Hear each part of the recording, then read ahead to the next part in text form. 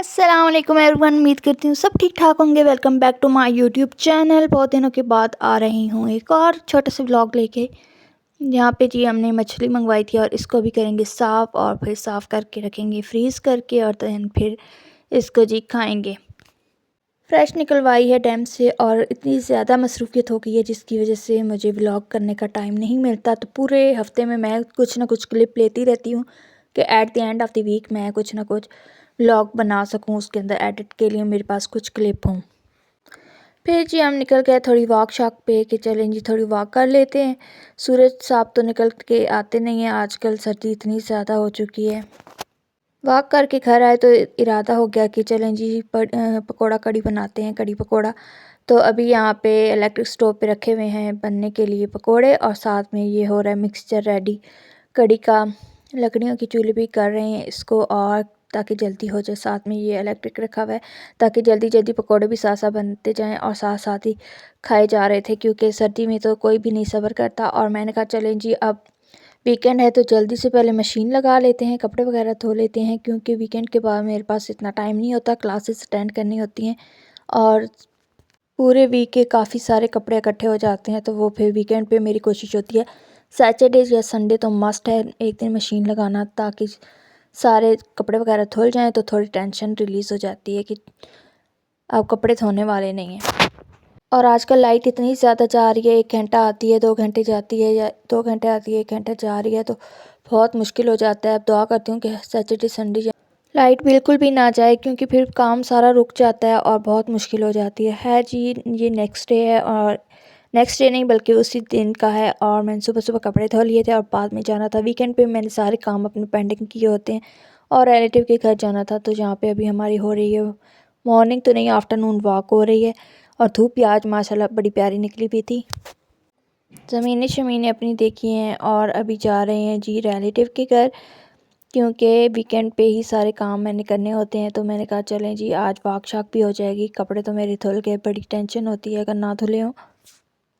ये है जी हमारा प्यारा विलेज एरिया और यहाँ पे अभी निकली हुई है गंदम और इस दफ़ा सरसों हमें कहीं भी नज़र नहीं आ रही, बहुत ही कम जगहों पे निकली है क्योंकि बारिशें इस साल बहुत कम हुई हैं। और ये अभी मैं गुजर के जा रही थी, इतना प्यारा व्यू आ रहा था क्योंकि पत्ते ज़मीन पे थे गिरे हुए सूखे और उसके ऊपर चलो तो इतनी अच्छी कड़च कड़च की आवाज़ आती है, मुझे तो वो बहुत ही मज़े की लगती है, क्रिस्पी क्रंची टाइप है जी। अभी हम पहुंचने वाले हैं, वहां से मिल मिला के फिर जाएंगे घर और घर जाके आज हमारा इरादा है जी पुलाव बनाने का।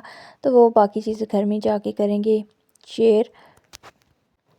पहुंच गए थे हमने जहां पहुंचना है और इन्होंने यहाँ पे कुछ सब्जियां वगैरह भी लगाई हुई थी क्योंकि इनके पास पानी काफ़ी अच्छा था।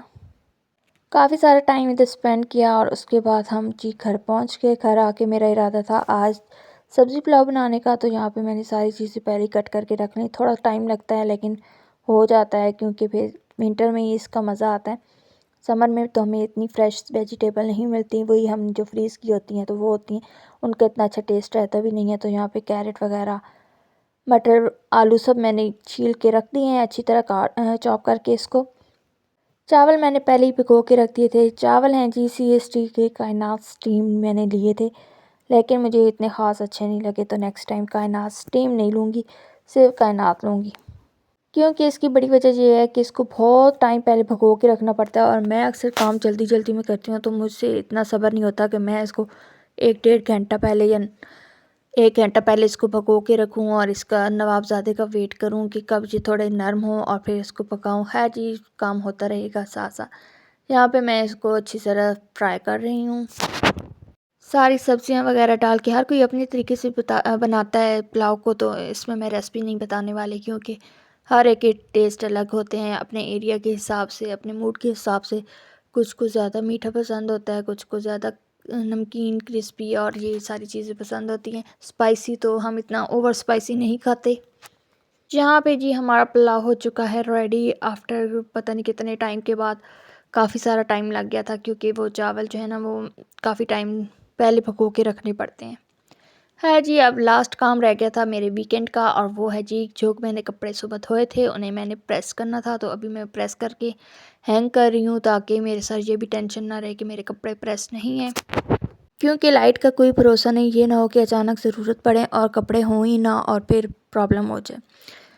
तो जी अभी रूम की भी सफाई मैं पहले वीकेंड पे अच्छी तरह डीप क्लीनिंग कर देती हूँ ताकि फिर मुझे एंड पे मसला ना हो, पूरा वीक मेरा आसानी से गुजर जाए। तो ये मैंने लिया है स्पैचुला, इससे मैं ये कर रही हूँ। चादर वगैरह बहुत ही आसानी से अंदर हो जाती है। ये मैंने हैक देखा था एक, जो काफ़ी यूज़फुल है। इससे फिर हमारे हाथ वैसे भी सर्दी में इतने अकड़े होते हैं, कितना पेन होता है जब हमें सेट करनी पड़ती हैं चादरें या हमें सोफ़े के कवर सेट करने पड़ते हैं, तो इतनी प्रॉब्लम होती है। तो इससे काफ़ी ज़्यादा कन्वीनियंट हो गया हमारे लिए। मैं इसे बहुत ही आसानी के साथ कर लेती हूँ। पहले तो इतना बुरा मेरा सोफ़ा लग रहा था, लेकिन जब से मैंने ये हैक देखा है उसके बाद मैंने इतनी आसानी से सारे कवर वगैरह सेट कर लिए हैं, क्योंकि कवर अगर सेट ना हो ना तो फिर नहीं अच्छा लगता सोफ़ा।